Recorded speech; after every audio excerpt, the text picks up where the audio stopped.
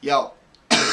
What's up, guys? It's the Jongasm coming at you with another cartoon conspiracy. Those things that you guys have been absolutely craving lately. You guys have absolutely been digging these. I've been loving the support. My subscribers have gone up about 50 people since I started doing these, which I want to thank all of you people who have been subscribing and passing these on lately, because if it weren't for you, I wouldn't be at 500 subscribers. That's right, bitch. Get back in the kitchen where you belong, Jenna Marbles. Me and my army of 500 are coming after you next. Even though she's got like an army of 1,000,000. Let me tell you, Saruman would be impressed. In all seriousness though, before I moved on to the conspiracy theory, I just wanted to thank you guys from the bottom of my heart for all the support that you've been showing lately. I'm absolutely digging it, and as a result, I'm trying to make videos a little more often than I have been in the past. I hope you are not only subscribing for the conspiracy theories, but I hope you're also subscribing for some funny, offensive content, which, trust me, I'm working on being more offensive. Just hang in there. Trust me though, these conspiracy theories are going to be coming at you for a long time, so just sit back, because you guys are in for a treat. So the show that I wanted to do for you guys today was a little bit more girly. You guys might remember it. It's a little show called Powerpuff Girls. Now I know what you're thinking. John, that show should only be played in the kitchen because that's where all the women are. That's a girl show. I don't bleed from my vagina once a month. Listen, I'm sorry. And do you know what? To be completely honest, even though I was embarrassed of it, I thought this show was awesome when I was a kid. Bubbles, I don't care if she's still in kindergarten, I still got a crush on that bitch. It's the big eyes and the low intelligence. I got a thing for the two. And the blonde hair, I mean, she's my kryptonite. I love you, Bubbles. Alright, I'm gonna stop that, and I'm gonna do the theory now. I'm gonna drop this bomb on you right now, friends. The Powerpuff Girls do not have superpowers. The truth about the Powerpuff Girls is they're just a regular set of triplets. Now let me remind you that I did not write this theory. This is just what a lot of people on the internet believe, and I'm not gonna lie, I kind of believe it too. So first off, the mom has divorced the dad, or most likely she's dead. It never actually says in any of the theories, but being that she never makes an appearance in any of the episodes thus far, she's most likely dead. I'm also going to drop this bomb on you. The father isn't even a scientist. He's just a regular pharmacist, and the girls believe that just whatever he's doing with all of the medicine is some sort of scientific work. That's why he's always in the basement where the little girls are not allowed.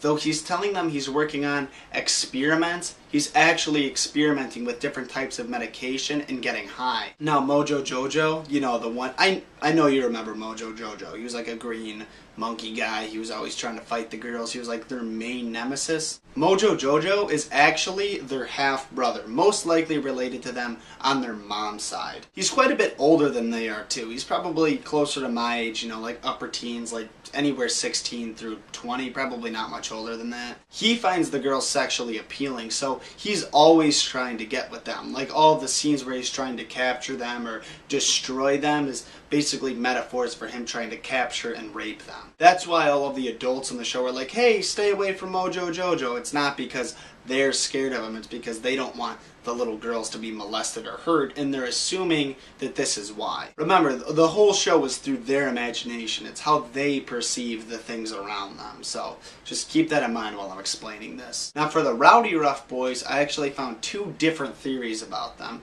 If you remember, the Rowdy Rough Boys are basically just the guy evil version of the Powerpuff Girls. Now I don't know which one of the theories I believe more. I feel like they're both reasonable, so this is up to you guys to believe what you want. So instead of creating the Rowdy Rough Boys like the show says that he did, he actually found three little boys playing at the playground. Like I said, Mojo Jojo's kind of a weird guy. Just hanging out at playgrounds and shit. How I spend my weekends. So he finds the three little boys, most likely around the school playground or something, and he thinks, hey, these little boys are kind of cute, so maybe I can use them to lure the Powerpuff Girls, or his sisters, to me. So he thinks that the way that the boys are going to go about this is the little girls are just going to have crushes on them and then they'll lure them to Mojo Jojo.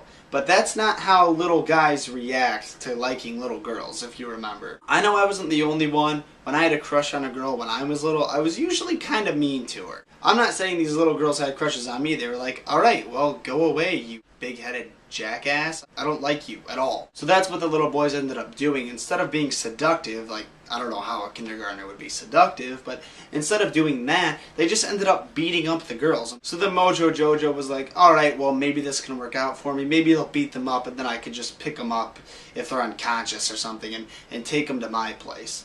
Yeah, this is getting weird. So if you remember, one of the ways that the girls got the Rowdy Rough Boys to go away was by kissing them. But you know, these boys are little. They didn't get destroyed by getting kissed. When they got kissed, they were grossed out because they thought that all of the girls had cooties. So they just ran away, and that was kind of the end of Mojo Jojo's plan right there. Now the other theory I found about the boys is that they're a symbol of anger within all of the Powerpuff Girls. That's why they look almost identical to them and behave similarly, just basically a little bit more violent than those girls are, is because they're basically just a symbol of the girls being pissed off. Now this is starting to get into the bad characters of the show, like the antagonists. So there was Mojo Jojo, Rowdy Rough Boys, and there's also this character called Mommy Dearest. Mommy Dearest is actually the stepmom of the girls, or the scientist's new girlfriend. Basically the reason that she's evil is because she makes the girls steal and do chores and overall just things that they don't want to do. So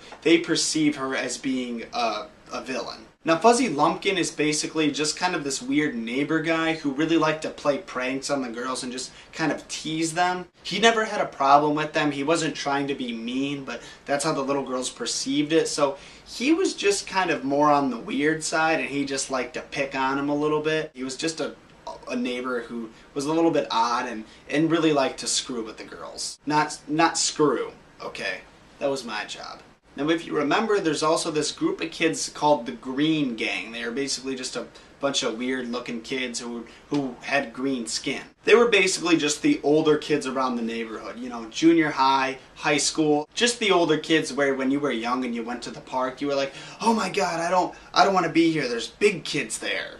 Those guys. So, you know, the Green Gang met the little girls, and the little girls were messing with them, playing with them, and they're like, alright, we'll just go with it. They just kind of went along with their games, whatever stories the girls said, and they let the little girls beat them up. But to the Powerpuff Girls, it was all real. Nothing was imaginary. But to the Green Gang, they were just like, alright, you foiled our plans again, you know, just however you play with a little kid. Unless you're that weird uncle or stepbrother, then that's not how they played with them. Now these next two parts of the theory are actually my favorites because I feel like they're the most realistic. Now there was this bad guy named Him. He was one of the more evil villains that the girls thought of. Him is actually the little girl's uncle. He's actually brothers with their father. And the reason that he's evil to them is because he's a homosexual. And the scientist or the professor or whatever you call him, he was extremely against homosexuality. So he told the girls that he was just basically this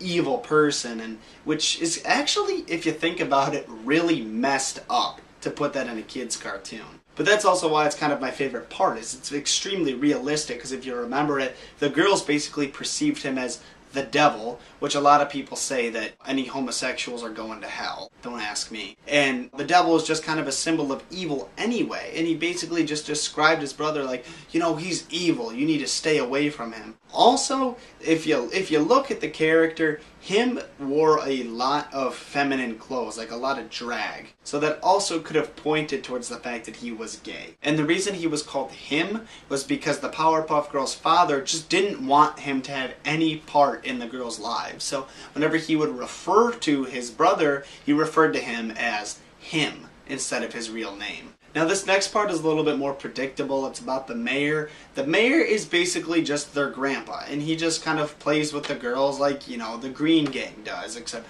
he does it in a good way. Because he's their grandpa. They know the grandpa, and they just know that he's a nice guy. So, like, he'll just call him, he'll be like, hey, I need help. Like, you guys should come over and protect me from whatever, this evil guy. So that's just basically what they did. Because, you know, if you're a grandfather, if you're a normal uncle or aunt or grandma, you know, etc., basically just a family member, and you have a little relative, you're going to just kind of go along with their games, whether you're pretending to be the bad guy or the good guy, which he was just kind of basically a good guy. And he was really small, too. I feel like that definitely makes a lot of sense. So yeah, guys, that's basically the whole theory. That was by far one of the more interesting theories that I've read.